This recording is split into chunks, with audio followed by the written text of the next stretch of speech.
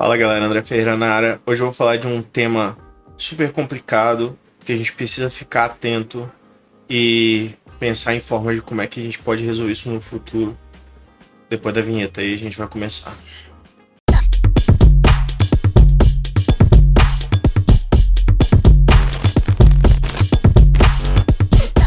Bom, eu vou contextualizar o meu entendimento sobre esse tema de uma maneira totalmente imparcial, tá? Só para a gente conseguir colocar, né, as vírgulas corretas aí nesse assunto. Vamos entender como é que funciona o mecanismo de publicidade e marketing dentro do Brasil e do mundo, né? Vamos dizer assim. Quem efetivamente tem o dinheiro, né, que vai injetar para que todo esse ecossistema funcione são as marcas das empresas, né? Então nós temos uma série de empresas que precisam vender seus produtos e serviços e utiliza técnicas de marketing, de publicidade para poder divulgar os seus produtos. Até pouco tempo atrás eram propagandas e ações muito generalistas, vamos dizer assim, focando naquele target específico que seria consumidor daquele produto, daquele serviço. Então nós tínhamos ali nos anos 2000, nos anos 90, uma série de publicidades que eram voltadas propriamente a produtos e serviços específicos e tudo funcionava ok, independente de posicionamento político ou defesa de bandeiras, né? E aí, o que um lado dessa história entendeu, né? Um grupo de pessoas entendeu. Pô, se o dinheiro provém de marcas e de empresas, o que a gente precisa fazer para ter o controle da mídia, do marketing como um todo, né? A gente precisa colocar pessoas que defendam as nossas causas, levantem as nossas bandeiras dentro desses setores de marketing. Então começou todo o movimento dos anos 2000 de propagação, né, de uma ideologia, de uma estrutura de como é que o mundo tinha que funcionar, e essas pessoas foram ao longo dos anos ocupando as cadeiras e tirando dos setores de marketing as pessoas que não faziam parte dessa bandeira, né, identitária e que seguisse a mesma cartilha. E é uma cartilha muito padrão. O que se percebe é que é uma cartilha extremamente padrão. E aí, qual é o perigoso dessa história toda? Perigoso é que hoje, se você não segue as cartilhas, as doutrinas com relação a esse grupo que domina o marketing no Brasil, você simplesmente não consegue sobreviver. Se você é um influenciador, se você é uma pessoa que depende de verba de marketing ou qualquer coisa do tipo, ou trabalha até mesmo em afiliados, você não consegue sobreviver. Por quê?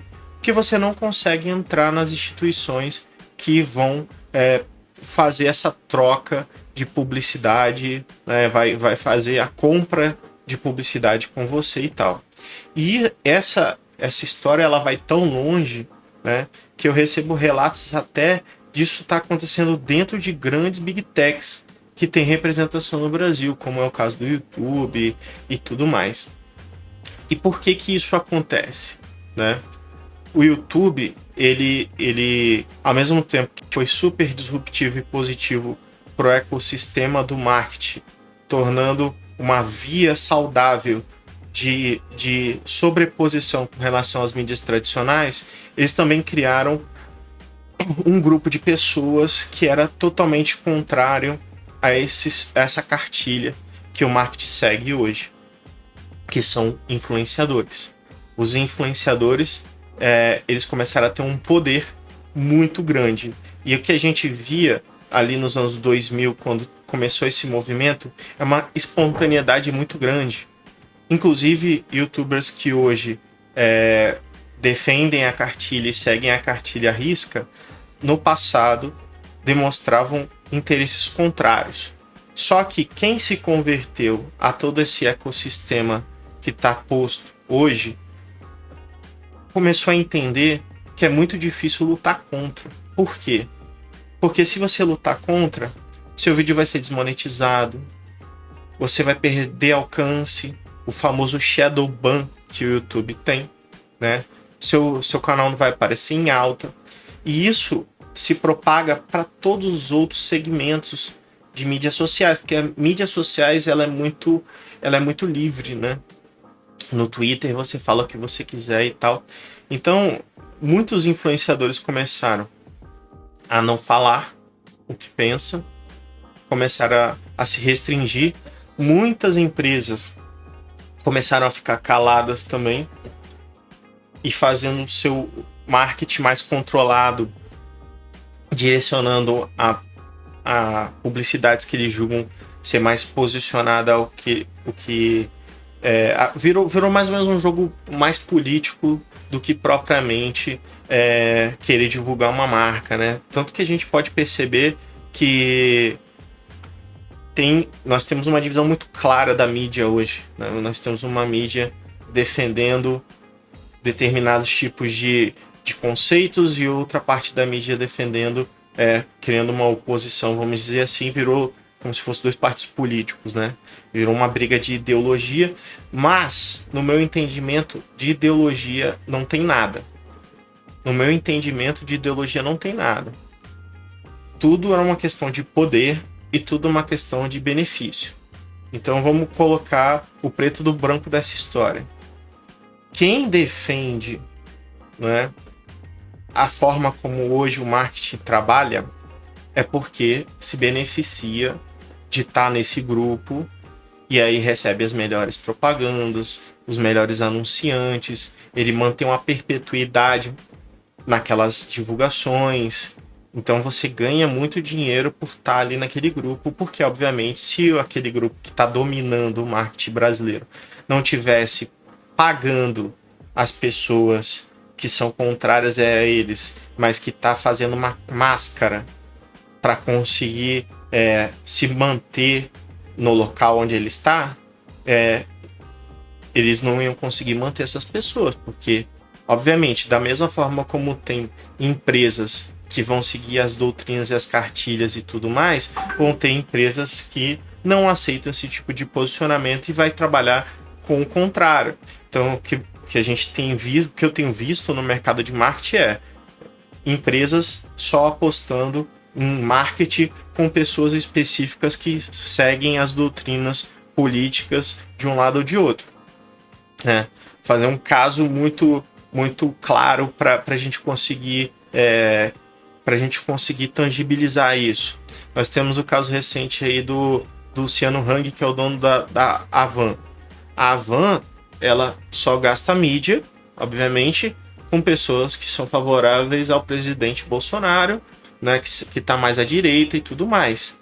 Já a Magazine Luiza, que é a Luiza Trajano, que é a presidente, fundadora da empresa, ela só compra mídia em locais mais à esquerda e tudo mais. Então a gente acaba vendo uma decisão, né, na hora de compra dessas mídias muito direcionada por ideologias políticas, né? O que chega a ser engraçado, porque, na real, no meu ponto de vista, ambas as lojas varejistas deveriam estar procurando vender produto e não trabalhar a ideologia política, enfim. Mas acaba que isso se reflete em vários outros segmentos. Eu trabalhei com o mercado de varejo durante muito tempo e era padrão o comportamento dos funcionários do marketing dessas empresas. A maior parte dessas empresas tinham modus operandi, vamos dizer assim, muito padronizados. Mesmo empresas que são internacionais, eles acabam adquirindo profissionais de marketing no Brasil, porque obviamente que você tem que segmentar, você tem que estruturar o marketing para regionalizar o marketing, né? Vamos dizer assim, tornar o marketing mais tangível para o público brasileiro. E acaba que essa galera que tem entrado tem se posicionado politicamente, direcionado o marketing para as suas áreas de interesse ali, seguindo as cartilhas e tudo mais. E essa galera é muito né, se interage, se conhece e tal, e tem um protecionismo muito grande ali, né, um patriarcado muito grande, porque quando uma menina dessa é demitida de uma instituição porque tá dando prejuízo, porque obviamente você misturar política com marketing, você acaba, né, tendo prejuízo numa ponta, porque os consumidores que têm um posicionamento contrário ao que você está vendendo na sua marca, eles vão parar de comprar na sua marca ou comprar na sua empresa, obviamente, né? Inclusive, eu estava vendo um vídeo do Luciano Hang nos Irmãos... Irmãos... Como é que é o nome? Eu vou até procurar aqui para me saber. Irmãos Dias Podcast, que é um excelente podcast, eu até indico aí, tenho gostado pra caramba. E ele fala justamente isso, que teve um período lá que eles tiveram problema de vendas porque se cogitava que o dono da empresa era XYZ, e aí ele foi lá, fez uma propaganda falando que ele era o dono da Havan e tudo mais, blá blá blá. E eu acredito que isso tenha acontecido também em outras lojas que estão se posicionando politicamente. A Luísa Trajano se posicionou lá do lado do Lula e tal, e sofreu também do outro lado, parando de comprar nas lojas da Magalu e tudo mais. E aí a gente vê uma polaridade, né, vamos dizer assim, né, um negócio meio estranho que não deveria ser misturado para o empreendedorismo ser polarizado, enfim, mas é o que a gente está vendo. E essa galera, ela, de novo, é um patriarcado ali, então quando uma menina dessas é demitida porque tá dando prejuízo, ela já vai para outra loja que faz parte do mesmo ecossistema, do mesmo grupo ali, não propriamente do grupo da empresa em si, mas para outra empresa que a galera que tá controlando essa história toda tenha network e tudo mais. E o que me deixa triste é saber conhecer pessoas, né, influenciadores, que tem um posicionamento diferente por trás das câmeras, e na frente das câmeras vem de uma realidade que não existe, né? E isso tem sido muito padrão, né, de comportamento por medo de que aí a gente vai continuando um racional aqui do medo que essa galera tem, que acaba, né, convertendo em seguir a cartilha toda aí que o marketing tem proposto. Caso recente, por exemplo, do Flow Podcast, o boicote que ele teve, do cancelamento do Monark e tudo mais, o que a gente viu foi um ataque em massa à reputação dos caras, porque justamente o Flow sempre teve um posicionamento imparcial. Eu acompanho o Flow desde o começo e eu sei que eles não estão se importando muito com quem está sentando lá na cadeira. Inclusive, eu já fui no Flow Podcast. Eles querem ter um bate-papo, eles querem gerar audiência, querem fazer o deles, sem ninguém enchendo a porra do saco. É basicamente isso o pensamento do Monark e do 3K. Inclusive, eu tenho contato com os dois e eu sei que é mais ou menos nesse sentido que eles estão se preocupando em fazer o deles independente, sem ninguém enchendo a porra do saco e tal. E eles sofreram uma porrada de boicote e tal, que essa também é uma ferramenta que um grupo gosta de usar, não sei se os dois grupos usam, mas um dos grupos gosta de utilizar, de fazer cancelamentos em massas, organizados, para poder queimar a reputação das pessoas e tal. E o Flow sentiu na pele isso daí. E esse evento em si que aconteceu, né, ligou uma luz vermelha para os influenciadores de falar assim, caralho, fudeu. Chegou num ponto que qualquer pessoa pode ser alvo dessa militância, dessa galera, e a gente tá fudido, porque eles estão dentro do YouTube, eles estão dentro da Twitch, eles estão dentro de lugar todo, eles estão dentro dos anunciantes que eu faço pub, e aí, o que eu faço? Eu posso ficar calado, ou eu posso seguir a cartilha. Tem muitos que estão seguindo a cartilha e tem muitos que estão ficando calados. Mas mais cedo ou mais tarde, você pode ser o alvo. Mais cedo ou mais tarde você pode ser o cancelado na internet porque você falou no Twitter uma frase que alguém não gostou e foda-se. Isso tem criado medo generalizado no mundo dos influenciadores, que a galera tem ficado morna ali, não tem se posicionado muito e tal, e aí quem tá mais bem posicionado com relação a um lado ou outro que tem caído na porrada, porque eles já estão abraçados por uma das pontas ali. Então, independente se um lado vai ganhar ou outro, eles já estão mais ou menos seguros. Mas por que na cabeça dessas pessoas elas têm procurado se posicionar de um lado ou de outro? Porque todo mundo tem conta para pagar, né, cara? Então, assim, quanto mais você vai crescendo, você vai contratando funcionário, você vai contratando escritório, então você tem uma despesa. Se da noite pro dia, alguém lá do YouTube define que o seu canal vai tomar um shadow ban, e aí você desmonetiza, cai pela metade, você tem dificuldade para conseguir pagar seus funcionários, você vai ter que começar a demitir pessoas e tal, você começa a entrar no loop, depressão, né, e por aí vai. Isso tem acontecido muito, né?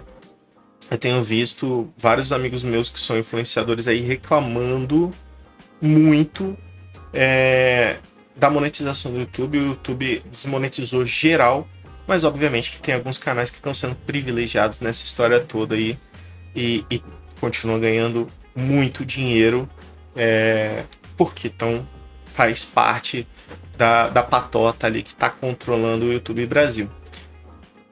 E isso eu tenho certeza que se reflete em vários outros segmentos, tá? Em várias outras empresas, em várias outras marcas.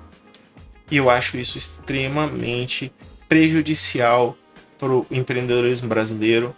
A gente deixar de focar no nosso serviço, no nosso produto, para defender pautas, qualquer uma que seja, tá? Aqui eu não estou colocando o certo e errado de um lado ou de outro.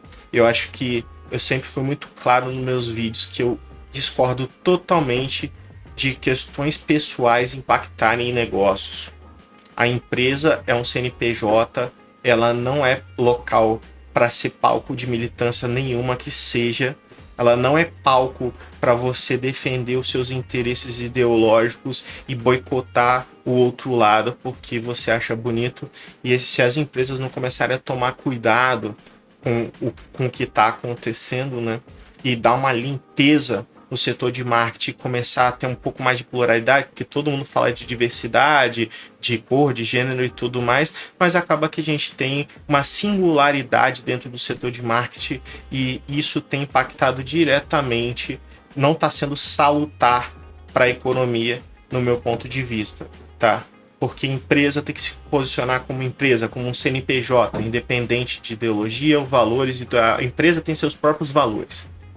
Não tem nenhum problema da pessoa que está trabalhando ali ter seu posicionamento político e defender isso nas redes sociais dele, então isso aqui. Mas usar a marca, tomar o marketing de assalto para poder usar a sua ideologia, um posicionamento e começar a obrigar as pessoas a ter que se posicionar do jeito que ela bem entende, se não vai cortar o patrocínio, se não vai cortar os incentivos ali que estão sendo feitos, vai direcionar o marketing para outro canal e tudo mais. Isso é uma sacanagem com quem está trabalhando, que precisa pagar conta, que queria uma infraestrutura para ter uma qualidade, né? Vocês pensam que gravar vídeo no YouTube, essa galera mais profissional, não é simplesmente o que eu faço aqui. Aqui eu estou gravando sozinho. Eu não tenho roteirista, eu tenho 2 editores, né? Então, assim, essa galera não, cara. Os caras têm uma puta infraestrutura, com roteiristas, com comercial, com tudo mais. Tem gente que tem centenas de funcionários para poder fazer o canal rodar e aí tem que ficar à mercê da boa vontade de não ser cancelado e não perder o pub, o patrocínio que ele tem, porque não está se curvando a ideologia do momento, né? Então, assim, eu acho isso perigoso, a gente precisa refletir bastante. Empresários do Brasil aí que possam estar assistindo esse vídeo, reflitam bastante se esse é realmente o caminho que vocês querem seguir, porque eu acredito que a população não seja burra, eles estão vendo tudo que está acontecendo e não é todo mundo que concorda com tudo que está acontecendo, né? A insegurança jurídica que a gente vive e tudo mais, né? Os mandos e desmandos aí. Então, assim, isso tá ficando perigoso pra caramba. Isso tá chegando num ponto que eu mesmo, que não gosto de ficar me posicionando com relação a esses temas, começo a ficar mais chateado com um tema em específico e começo a começar a me posicionar também contrário a tudo que está acontecendo, justamente por não entender e não aceitar isso a longo prazo, eu acho que isso é prejudicial para o empreendedorismo no Brasil. Isso vai tornar a forma de se fazer negócios no Brasil muito mais perigosa. E eu sei que por detrás das câmeras muita coisa rola, é muito assunto de bastidor, de posicionamentos contrários ao que está sendo dito na frente das câmeras. E eu acho isso errado, eu acho isso. Eu acho que as pessoas têm que falar o que elas quiserem, tá? Obviamente que seguindo uns certos limites, obviamente, né? O que é de comum acordo da sociedade que é errado, não tem por que a gente defender pautas assim. Mas as pessoas têm que poder se posicionar contrário e não sofrer sanções por causa disso, porque justamente a democracia é um diálogo constante de tentar melhorar. E a gente não tá vendo isso, a gente não tá vendo diálogo, a gente só tá vendo uma bipolarização e a gente tá vendo que o negócio tá tentando se pender para um lado ou para o outro. Eu acho que os dois têm falhas, os dois têm coisas boas, né? Então a gente tem que pegar os dois lados, olhar mais criticamente e ver o que é bom e o que é ruim, para tentar chegar no meio termo que vai ser o ideal para a população brasileira. Agora, não é o que eu tenho visto. O que eu tenho visto é cercear a liberdade, cercear a opinião, né? Se você tem que ter medo agora de ter um grupo de WhatsApp falar alguma coisa que pode cair na mão do ministro Supremo e ele mandar derrubar suas redes sociais, travar suas contas do banco e tudo mais. Né? Então, assim, eu acho que a gente está chegando num limite muito, muito complicado, né? Todos os limites possíveis que eu nunca vi antes na minha vida estão sendo passados numa busca adoidada de poder e de benécia, né? E, de novo, para mim, não tem nada de ideologia nessa porra, nem de um lado nem do outro. É só um grupo de pessoas que vão se beneficiar quando um ou outro ganhar essa brincadeira. E nisso a gente está tomando de assalto as empresas, as marcas, colocando todo mundo aquado no canto, ninguém pode falar nada, né? E aí a gente vai ver onde é que essa porra vai dar. Agora eu não tô conseguindo ver que isso vai dar pra uma coisa positiva para ninguém, não. Né? Não consigo olhar a longo prazo e falar assim, porra, vai ser super saudável, né, o que está acontecendo agora. E honestamente eu acho que todo mundo tem que parar para refletir um pouquinho e de fato chegar numa conclusão se realmente isso tudo está sendo saudável, né? A gente está bipolarizando o nosso país, daqui a pouco a gente vai ver que o Brasil vai começar a se comportar meio como os Estados Unidos, que uma pessoa não consegue morar na mesma rua de outra porque tem ideias contrárias, enfim. Mas eu vou ficando por aqui. Se tiver gostando do conteúdo, se inscreve no canal e a gente se vê na próxima.